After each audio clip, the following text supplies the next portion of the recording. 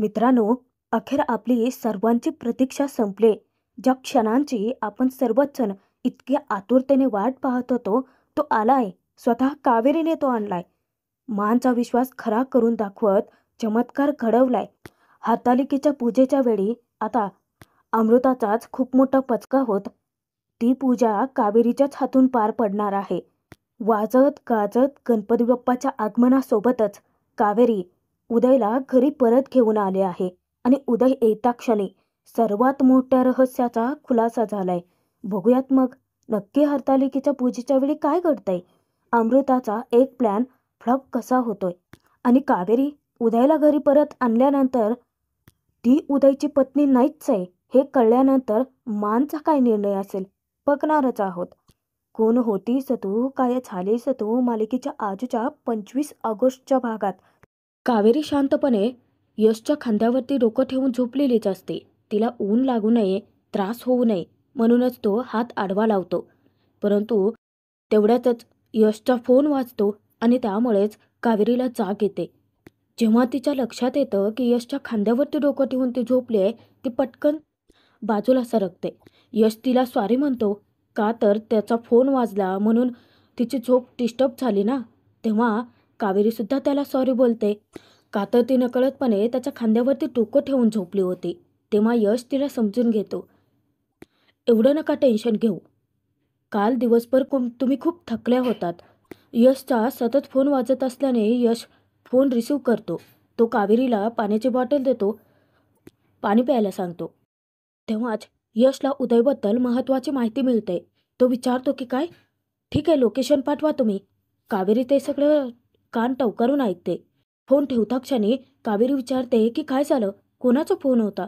तेव्हा यश तिला सांगतो की उदयदादाला एका माणसाने पाहिलंय. कावेरी खुश होऊन विचारते की कुठे. तेव्हा यश म्हणतो की माहीत नाहीये, तो लोकेशन पाठवतोय मला. कावेरी सांगते की ठीक आहे, आपल्याकडे फक्त आज एकच दिवस आहे. लवकरात लवकर उदय भाऊजींना आपल्याला शोधून काढावं लागेल आणि दोघेही आता त्या माणसाने पाठवलेल्या लोकेशनवरती जायला निघतात सुद्धा. परंतु मित्रांनो, इथेच येतोय मोठा ट्विस्ट, कारण हा सगळा एक ट्रॅप आहे, अमृताने रचलेला ट्रॅप. इकडे घरी अमृताला तिच्या माणसाचा फोन येतो. अमृताला तो सांगतो की मॅडम, तुमचं काम फत्ते केलंय मी. तुम्ही सांगितल्यानुसार मी त्यांना फोन केला होता आणि ते माझ्यावरती विश्वास ठेवून येत आहेत सुद्धा. तेव्हा अमृता त्याच्या कामाचं खूप कौतुक करते. फोन ठेवता क्षणी ती म्हणते की चांगले अडकले आहेत ते, असाच त्यांचा वेळ वाया जायला पाहिजे. उदयला शोधायचा आहे ना तुम्हाला, शोधत बसा.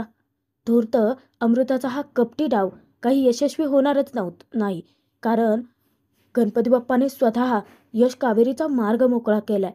मोठ्या टेचात अमृता स्वतःच्या मनाशीच बडबडते, सुलक्षणा आता लवकरच बॅग पॅक करायला घे, कारण हे घर तुला आता कायमचं सोडून जायचं आहे. परंतु अमृता, लवकरच आता तुझा हा भ्रम यश कावेरी दूर करतीलच. कारण इकडे अमृताच्या माणसाला जेव्हा यश कावेरी भेटायला येतात तेव्हा ते विचारतात की उदय, तुम्ही त्यांना नक्की कुठे जाताना पाहिलं, कुठे पाहिलं. तेव्हा तो उत्तर देतो की मी साहेब इथे नाही पाहिलं, त्याला ना मी इंटरनॅशनल फ्लाईट ज्या आहेत ना जिथून सुटतात तिथे जाताना पाहिले. आता त्यांना डाऊट येतो बरं का. मला तर असं वाटतं साहेब की त्या इंटरनॅशनल फ्लाईटने ते भारताबाहेर गेले असतील तर. तेव्हा यश कावेरीला धक्काच बसतो, कारण असं घडूच शकत नाही. त्यांना त्यांच्यावरती ठाम विश्वास आहे, म्हणूनच ते दोघेही आता त्या माणसाला चांगलेच अडकवतात. कावेरी विचारते, तुम्ही खरंच आमच्या उदय भाऊजींना नक्की पाहिलेत ना. तेव्हा आता तो मोठ्या विश्वासाने ठामपणे सांगतो, हो हो मग तर मी पाहिलंय त्यांना. तेव्हा यश कावेरी दोघे एकमेकांकडे पाहून डोळे मिचकावतात आणि कावेरी उदयच्या ऐवजी संदीपचा फोटो दाखवते आणि मुद्दामच त्या माणसाला विचारते की तुम्ही ज्या माणसाला पाहिलं तो हाच होता का. तेव्हा तो मोठ्या तोऱ्यात सांगतो, हो हो हा तोच होता. चाल, इथेच अमृताचा प्लॅन फसतो आणि यश कावेरी दोघेही सावध होतात. यश आता डायरेक्ट त्याचं थोबाड फोडतो. त्याची गचंडी पकडून त्याला जाब विचारतो, तू आम्हाला मिसगाईड करतोयस, कोणाच्या सांगण्यावरून करतोयस असं बोल. आता अमृताचं तर नाव तो घेऊ शकत नाही, म्हणून त्यांच्याशी पुन्हा खोटं बोलतो की सॉरी सॉरी साहेब, मला वाटलं होतं की अशी माहिती तुम्हाला पुरवली तर तुम्ही मला पैसे द्याल, पैशाच्या लालसेपोटी केलं. आता यश त्याला चांगलंच फोडून काढणार. तेव्हाच कावेरी त्याला समजावते की यश, आपल्याकडे जास्तीचा वेळ नाहीये. आपल्याला आजच्या दिवसात उदय भाऊजींना शोधून काढायचा आहे. याच्याशी वेळ वाया घालवत बसलो तर त्यांच्यापर्यंत कसे पोहोचू? म्हणूनच यश आता त्याला चोराचा ढकलतो आणि त्यातून जायला सांगतो. इतक्यातच यशचा फोन वाजतो. तेव्हा तो फोन असतो मोहितचा. मोहितचा फोन रिसीव्ह करता क्षणी मोहित यश कावेरीला सांगतो की यश, उदयच्या केसबाबत एक महत्त्वाचा पुरावा हाती लागलाय. तू ताबडतोब ये इकडे. तेव्हा फोन ठेवता क्षणी कावेरी घाबरत विचारते की आता काय झालं? यश सांगतो की उदयदादाच्या केसमध्ये मोहित चिचूने एक महत्त्वाचा पुरावा सापडलाय. चला आपण जाऊयात पोलीस स्टेशनला. आणि दोघेही गाडीत बसतात. थोड्या वेळातच ते पोलीस स्टेशनमध्ये पोहोचतात सुद्धा. दोघेही जेव्हा मोहितपाशी येऊन बसतात तेव्हा मोहितच्या तोंडून आता खूप मोठा धक्कादायक खुलासा होतो. यश कावेरी त्या दोघांनाही तो सांगतो की उदयच्या ॲक्सिडेंटनंतर त्या कारमधून एक बाई जखमी अवस्थेत तिथल्या गावकऱ्यांना सापडली होती. परंतु 15 दिवस तर ती बाई जिवंत होती. त्यानंतर तिचा अचानक मृत्यू झाला. हे सगळं ऐकून यश कावेरीचं काळीजच पिळवटून निघतं. तिच्या डोळ्यातून अश्रू यायला लागतात. कावेरी खूप सारा धीर एकवटून मोहितला विचारते की त्या बाईचा फोटो वगैरे काही आहे? कोण आहे ती? तेव्हा मोहित सांगतो की आम्ही तिचा फोटो रिकवर केलाय. जेव्हा मोहित स्वतःच्या फोनमधला फोटो कावेरीला दाखवतो तेव्हा कावेरीने आपले डोळे घट्ट मिटलेले असतात. देवाकडे प्रार्थना करते आणि त्यानंतर खाडकन डोळे उघडून मोहितचा फोन हातात घेऊन जेव्हा ती त्यातला फोटो पाहते तेव्हा तिच्या पायाखालची जमीनच सरकते. अगदी हादरून जाते ती, कारण तो फोटो असतो काऊचा. धक्क्याने ती यशला सांगते की ही तर काऊ आहे आणि ती तिथेच ओक्साबोक्शी रडायला लागते. तिचं पूर्ण अवसान गळून पडतं. तेव्हाच मोहित एका हवालदाराला मोठ्याने ओरडून जे काही सामान मिळालं आहे ते घेऊन यायला सांगतो. तो आता त्या सामानाचा बॉक्स आणून कावेरीच्या पुढे ठेवतो. कावेरी जेव्हा त्या सगळ्या वस्तू चेक करते तर त्या सगळ्या वस्तू या कावेरीच्याच असतात, म्हणजेच या कावेरीच्या काऊच्या. त्या सगळ्या वस्तू आपल्या उराशी कवटाळून धरत कावेरी हंबरडा फोडते. आता तर यश, मोहित त्यांचे डोळेसुद्धा पाणावतात. खूपच वाईट वाटतं. यशला तर कावेरीची अवस्था पाहवत सुद्धा नाही. कावेरीला शांत करण्याचा, समजावण्याचा तो प्रयत्न करतो. मोहित यशला तिच्यासोबत थांबायला सांगतो आणि तो बाहेर निघून जातो. आता तर यशला सुद्धा अश्रू अनावर होतात. परंतु तोच जर असं अवसान गाळून पडला तर कावेरीला कोण सावरणार? म्हणून स्वतः धीर एकवटून स्वतःला शांत करतो. कावेरीला समजावतो. कावेरी त्याला रडता रडताच म्हणते की कसं मान्य करू की माझी काऊ या जगातच नाहीये. कसा विश्वास ठेवू मी या सगळ्यांवरती? असं म्हणत ती काऊच्या नावाने पुन्हा हंबरडा फोडते. यश आपल्या डोळ्यात आलेले अश्रू रोखून धरतो. कावेरीच्या खांद्यावरती हात ठेवत तिला तो समजावतो की जे घडलं ते तर आपण नाही ना बदलू शकत. परंतु तुम्ही जर असं खचून गेलात तर कसं व्हायचं? तुमच्या काऊला दिलेलं वचन तुम्हालाच पूर्ण करावं लागणार आहे. तो इतक्या आत्मीयतेने सांत्वन करतो तिचं. हे बघा कावेरी, सावरा स्वतःला. उदयदादाला आपण अजूनही शोधलेलं नाहीये. त्याला शोधण्यासाठी माने जी जबाबदारी तुमच्यावरती टाकली आहे ते वचन पूर्ण करण्यासाठी, चिकूला सांभाळण्यासाठी. तेव्हा कावेरी एकटक यशकडे पाहते. यश डोळे मिचकावतो, कारण यश कावेरीला पुन्हा त्या खचलेल्या परिस्थितीत जी ती कोलमडून गेली आहे उभं करण्याचा प्रयत्न करतो. आता यशने तरी दुःख गिळलं, परंतु कावेरी ते कसं गिळू शकणार? शेवटी ती तिची मैत्रीण होती. यशची सुद्धा ती वहिनीच होती. परंतु तो सुद्धा असा खचून गेला तर कावेरीची काय अवस्था होईल या भीतीनेच तो स्वतःला शांत ठेवतो. काऊच्या जेवढ्या वस्तू आहेत त्या आपल्या उराशी कवटाळत पुन्हा एकदा कावेरी घळाघळा रडायला लागते. यशही तिला रडून मोकळं होऊ देतो. शांतपणे तिच्याकडे तो पाहतच असतो. आता इकडे धर्माधिकारींच्या घरी सर्व बायका खूप छान तयार होऊन दारातच थांबलेले असतात, कारण अजूनही यश कावेरीच्या येण्याची वाट पाहत असतात. अमृता तिला समजावण्याची उगाचच वरवरची नाटकं करते की मावशी नको काळजी करूस, येतील ते दोघेही. काकूंचा टोमण्यांचा मारा चालू होतो. आता रात्रभर नव्हते ते, रात्रभर शोधतायत. मग तर वहिनींना टेन्शन येणारच ना. तेव्हा यमुनाही समजावते की मा, खरंच काळजी नको करूस. ते बघ, यश कावेरी आलेच. दोघेही येऊन जेव्हा सर्वांच्या समोर थांबतात तेव्हा मात्र त्या दोघांकडे कोणत्याही प्रश्नाचं उत्तर हे नसतंच. तेव्हा अमृताला तर भारी मजा वाटत असेल. आतून आता तिला आनंदाच्या उकळ्या फुटत असतात. कारण हसून त्या दोघांकडेच पाहत असते. ते दोघेही हताश, निराश, रिकाम्या हाती माच्या समोर येऊन उभे ठाकतात. मा जेव्हा काळजीने विचारतात की तुम्ही दोघे आलात, उदय कुठे आहे?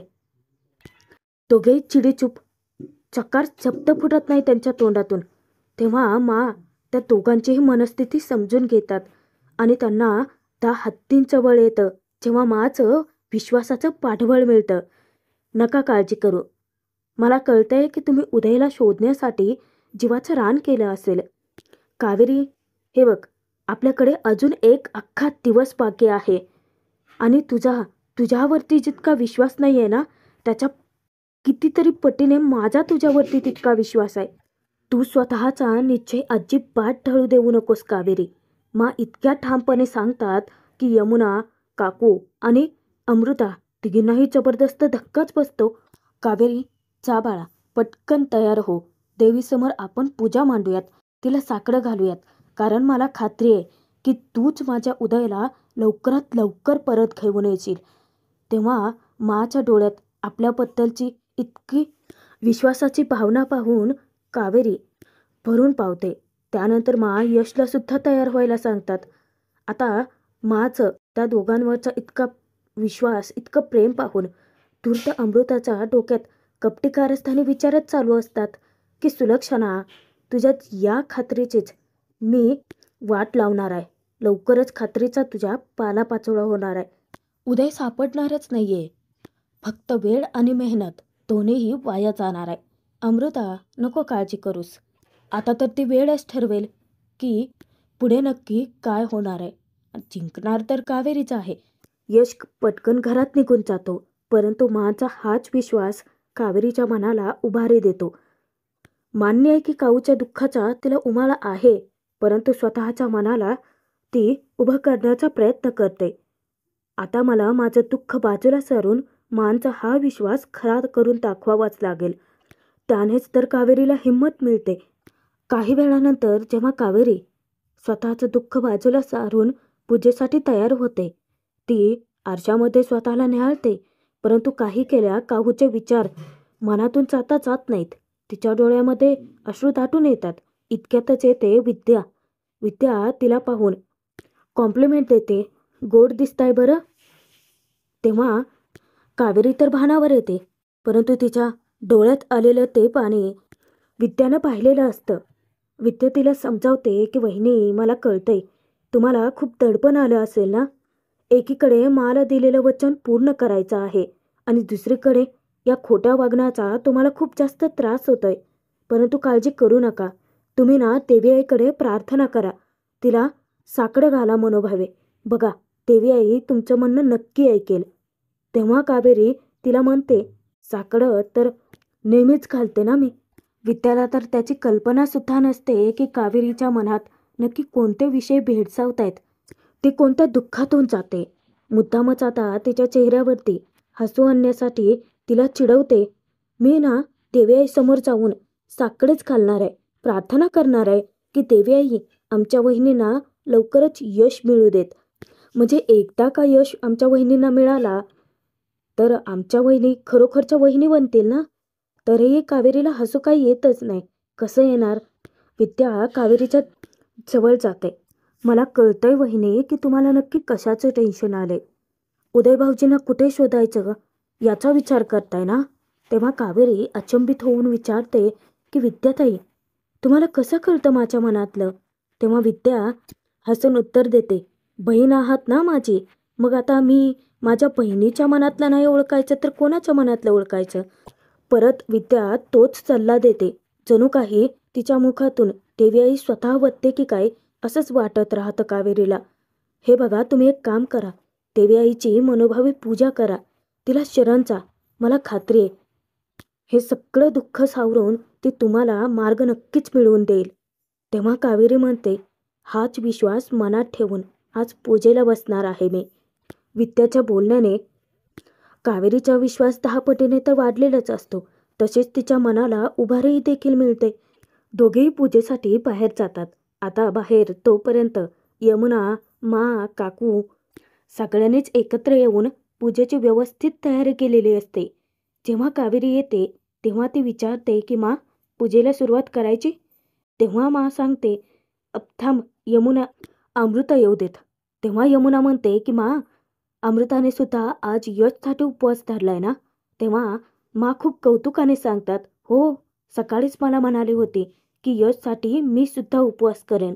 आता तितक्यातच अमृता टपकते आणि विद्यावहिनी इतका तिरका रागात कटाक्ष टाकते ना तिच्यावरती. तरीच म्हटलं की आपल्या विद्यावहिनी अजून अमृताबद्दल कशा काही बोलल्या नाहीत. बोलतात इतक्यातच, पण मनातच बोलते आली मोठी शहाणी, उपवास करणारी. आपल्या कोकणी स्टाईलने विद्यावहिनी अमृताला, "ए भवानी, झिपऱ्या सांभाळ आधी. मी तर म्हणते उपास तापास कर, व्रतवैकल्य कर, त्यापेक्षा एकच काम कर ना. इथे देवीसमोर लोटांगणच घे. परंतु यश कोणाला मिळणार आहे? माहिती आहे आपल्या कावेरी वहिनींना. देवी आई, काही पण करा, परंतु कावेरी वहिनींचीच प्रार्थना फळाला येऊ दे. यश त्यांनाच मिळू दे." अशी हात जोडून प्रार्थना करत अमृताकडे परत तिरका कटाक्ष टाकत ती म्हणते, "एकदा का उदय भाऊजी घरी परत आले की ही नटवी नाट आणि कसे देते बघा हिला चापकाचे फटके फटाफट." आता ती एखाद्या खांबासारखी स्तब्धच उभी असते. तेव्हा यमुनाचं लक्ष अचानक तिच्याकडे जातं. ती तिला हाक मारते. आता सर्वजण तिच्याकडे पाहतात. जेव्हा विद्यावहिनी भानावर येते तेव्हा ती खोटं बोलते. नाही, मला वाटलं की तो केसातला गजरा पडला होता ना. नाही पडला, चला पूजा करूयात." तेव्हा माझ्या सांगण्यावरून आता सर्वजण पूजेसाठी एकत्रित बसतात. कावेरी, अमृता, यमुना, विद्यावहिनी चौघेही सोबत मनोभावे आधी तर गणूबाप्पाची पूजा करून घेतात आणि त्यानंतर हात जोडून आपल्या सौभाग्यासाठी प्रार्थना करत असतात. कावेरीच्या डोळ्यात आलेलं पाणी पाहिल्यानंतर तिला समजावतात की कावेरी, नको काळजी करू आणि डोळ्यात पाणी असं आणूच नकोस, त्याने पुढचा मार्ग दिसत नाही. आता माला एवढा सतत त्या कावेरीचा पुळका का येतोय हे यमुना, काकू, अमृता तिघींना तर माहितीच नसतं. पण त्यांचं हे असं वागणं तर त्यांना जास्तच खटकायला लागतं. आता पूजा व्यवस्थित संपन्न झाल्यानंतर सगळ्यांना म्हणतात की चला आरती करून घेऊयात. तेव्हा सगळेच जण एकत्रित येत आरतीला सुरुवात करतात. सुरुवातीला मानच्या हाती, त्यानंतर आरती जाते यमुनाच्या हाती. यमुनाचं हातून आरती जाते ती अमृताकडे आणि नंतर विद्यावहिनीही घेतात. जेव्हा आरती कावेरीच्या हाती येते तेव्हा आरती करत असताना ती मनातच देवीकडे प्रार्थना करते की पार्वती माते, आज माझे काऊ या जगात नाहीये हे माहिती असून सुद्धा तयार होऊन मी तुझ्या पूजेसाठी बसले. सखी पार्वती म्हणतात ना तुला, मग माझ्या मनातला त्रास तुला कळतच असेल. माझ्या मनात असलेलं दुःख तुला कळतच असेल ना माते, काऊ दे गेल्याचं दुःख. परंतु आता मी तुझ्याकडे फक्त एकच प्रार्थना करते की उदय भाऊजी लवकरात लवकर घरी येऊ देत. एका आईची आशा आणि या मुलीचा हट्ट तुलाच पूर्ण करावा लागेल माते. कावेरी खूप मनापासून, खूप आत्मीयतेने आणि तितक्याच ठाम विश्वासाने देवीकडे प्रार्थना करते. कावेरीची हाक शेवटी देवीपर्यंत पोहोचते. तिच्या हाकेला तीच धावून येणार असते. आता पूजा संपन्न झाल्यानंतर, सगळा विधी पार पडल्यानंतर अमृताच्या हाती, कावेरीच्या हाती एक एक ताटं असतात. त्यांना आता समजावून सांगतात की त्याचं काय करायचं आहे. हरतालिकेची पूजा तर व्यवस्थित पार पडली. आता गणपती बाप्पाचं आगमन होण्यापूर्वी याचं तुम्हाला विसर्जन करायचं आहे. तेव्हा अमृता विचारते की परंतु मावशी, हे कुठे विसर्जित करायचं? सुलक्षणा सांगतात, आपल्या घराच्या पलीकडेच एक मोठं तळं आहे. आता पुन्हा यमुना उदयचाच विषय काढते. संध्याकाळ होत आली उदय दादा. तेव्हा तिला खडसावतात, आहे माझ्या लक्षात, परत परत तेच आठवून देण्याची काहीच गरज नाहीये. त्या दोघींनाही विसर्जनाचे नियम बजावतात. समजावून सांगतात की हे बघा, आता तुम्हाला हे विसर्जित करण्यासाठी जे जाणार आहात तेव्हा पायात चपल्या घालायच्या नाही आहेत आणि जात असताना एकदाही मागे वळून बघायचं नाही आहे. लक्षात आलं ना तुमच्या? चला मग. मांच्या सोबतच कावेरी अमृता दोघे आता घराबाहेर पडणार तेव्हाच यमुना पाठीमागून जोराची हाक मारते आणि जी घोडचूक घडायला नको तीच घडते अमृताच्या हातून, बरं का. अमृता अचानक मागे वळून पाहते. यमुना तिला सांगते की अगं शिदोरी इथेच राहिली. आता तीच घेण्यासाठी ती मागे वळते तेव्हा काकू तिला ओरडते, अमृता, आत्ताच सांगितलं होतं ना वहिनीने की तुला मागे वळायचं नाहीये. आता ते सगळं दे कावेरीच्या हातात. तिला एकटीला जावं लागेल विसर्जन करण्यासाठी. आता शांतपणे विचारायचं सोडून काकू कावेरीवरती वसकतेच. काय गये, जमणार आहे का तुला ते सगळं एकटीला घेऊन जायला? अगं बोल ना. तेव्हा कावेरी भरल्या डोळ्यांनी सांगते की हो जमेल.